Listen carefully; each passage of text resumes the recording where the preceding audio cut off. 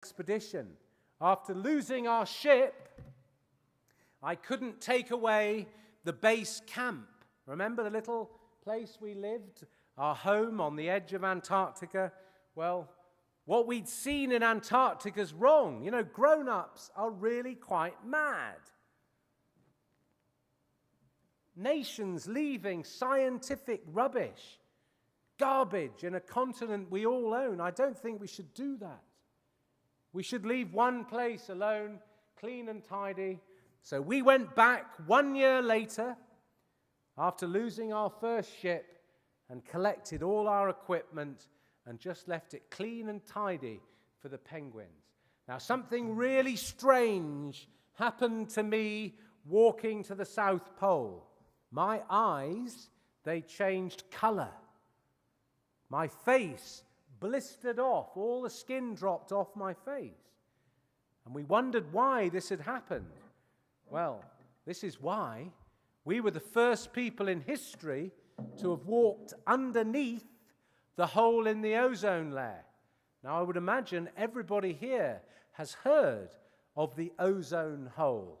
Well, it was discovered while we were walking underneath it, and the ultraviolet rays from the sun came down, hit the ice, bounced back into our faces. All our skin ripped off, and my eyes changed color. Everybody here maybe's had a blister before. Imagine having blisters in your eyes. It hurts. And I came back home, and I went to go and see a great man. Sadly, he's no longer with us. But his name was Jacques Cousteau from France.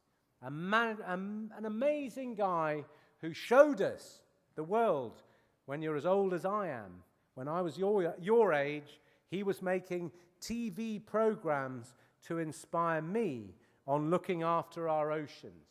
And also, another great man called Sir Peter Scott. Everybody here has maybe heard of the WWF. Wonderful, the Panda organization. Well, Jacques Cousteau and Sir Peter Scott, two great old guys, they gave me a mission. And it's why I'm here today, to remind you of this mission. Because in the year 2041, 31 years from now, there's a government treaty that protects Antarctica. And guess what? In 31 years, that treaty can stop.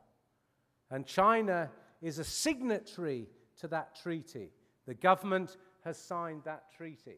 So I think in 2041, don't you think it would be a good idea that we just left Antarctica forever for the penguins and for science? I hope you agree. Now, the reason I've come a long way to tell you is that I'm going to be a really old man in 2041. Maybe even in a wheelchair with a stick, right? But you, in this room, will be running our world. So please, guys and girls, remember in 2041, 30 years from now, remember today and make sure that you write letters to the government, and if you're the president of the country, if you're in charge, please save Antarctica. It's the last place in the world. We should look after it. So, we've done the South Pole. Now remember, the dream is to walk to both poles. So we better get on with it. This time, 8 of us from 7 different nations are going to walk for 1,400 kilometers. It's like going down to the beach here, stepping onto the ocean that's frozen and walking every step away from land into the middle of a frozen sea. So walking to the North Pole is very dangerous. You've got to walk across a frozen ocean. At our base camp, we would have 22 young people from universities around the world. 22 young people from 15 different nations, including a fabulous person from Hong Kong. So off we go. Walking to the North Pole is very, very hard. If you fall down any of these holes, you go straight into the ocean. And when it's minus 60 degrees, think of that, minus 60 degrees. That's so cold. If you take off your gloves, your fingers die 30 seconds. Your fingers are frozen. And if you don't warm them up fast, they first turn grey, then green, and 2 weeks later, you can shake your own hand, give it a good squeeze, pull, and all your fingers come off. That's called frostbite. So if you fall into that sea and you manage to get out, all your clothes are wet. And do you know what the first thing you've got to do? You have a special knife on your back, and you pull out the knife, and you've got to cut all your clothes off. Because if those clothes freeze, you're going to be encased in armor of frozen seawater, and you're going to die. So it's pretty rough walking to the North Pole, and as you go, you can be eaten. Now, I know there's some very clever people here. Do you know something? Even grown-up people who write newspapers get this wrong. There are no polar bears in the Antarctic. There are plenty of penguins. There are no penguins at the North Pole, and there used to be lots of polar bears at the North Pole. Now, what is really worrying when people talk about climate change, polar bears, their home is they live on ice. That's their home. And they jump into the sea, go and eat maybe some seals or maybe the odd passing polar explorer who's swimming by, and then they jump back on the ice, which is their home. Now, what's happened in 20 years, only 20 years, that the poor old polar bears have started to die because there's not so much ice left. We're warming up our world so fast, we're melting the home on which the polar bear lives. And the poor polar bears are starving. They're swimming themselves to death, looking for ice to live on. Isn't that sad? We've got to think about those things, listen to those things. Now, 20 years ago, we had plenty of ice, and here's me coming in from washing my body at minus 43 degrees Celsius. Pretty cold. And if anybody ever says to you for the rest of your life, I am cold, if they look like this,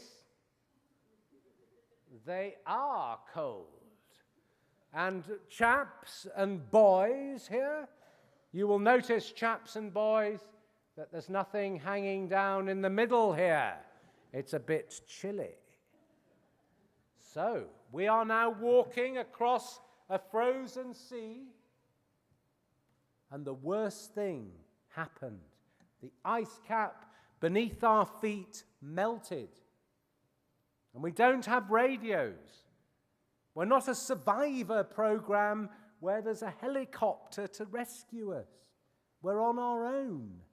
And we have a real struggle to stay alive. And as I say, we're not a TV program. We're real. And terrible things now happen to our team. And I'm sorry, you must see them.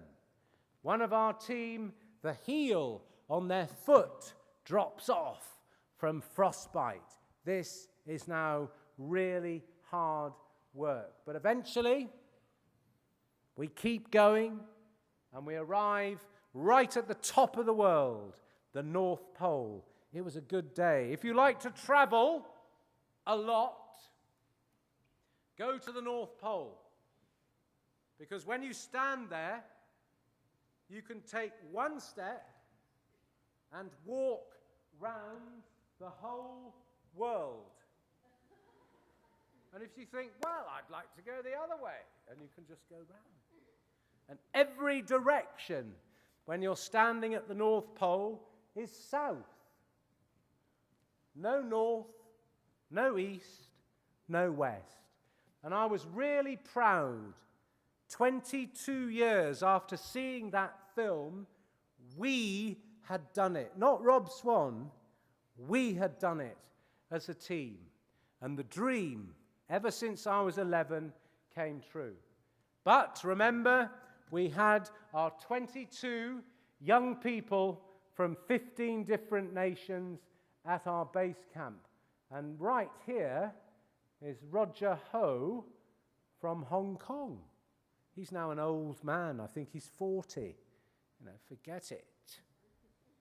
But they were all at our base camp when we went to the North Pole, and they made great educational programs.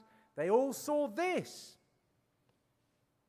Rather than just seeing things, my friends, and saying, "Oh, isn't it terrible?" They did something about it. And they wrote lots of letters to the government of Canada, and guess what? It worked. The Canadian government sent up a big expedition, and all of that was cleaned up the next year. So don't think that you can't make change. Don't sit there and say, "Oh, isn't it terrible?" Do something. I then went to the very first World Summit of all the world leaders on the environment. This was held in Rio de Janeiro in Brazil. And I had a terrible 5 minutes. In fact, it was a room just about the same size as this. And the whole room was full of all the world leaders, all of them. And they were all asleep. And I had to speak to them for 5 minutes. It wasn't easy. And at the end of my little speech, this is what the world leaders asked us to do. Think about the planet, do something at home. And this was their challenge to us nearly 20 years ago. It's still an important message. Think about the planet, do something at home. So what we did was a 10-year mission for the world leaders involving young people between the ages of 17 and 25. And the first mission, we went to Antarctica. This was the global mission, a team of 35 young people from 25 nations. And we found in Antarctica more rubbish left there by the former Soviet Union, now Russia. And this took us, cleaning it up, 8 years of really hard work. But we went down with people between 16 and 25, some engineers, and gradually we cleaned up this huge pile of rubbish, 1,500 tons. Took down an old ship, and we loaded it by hand. That took 4 months just to fill the ship. And I'm really proud to say that we recycled all of that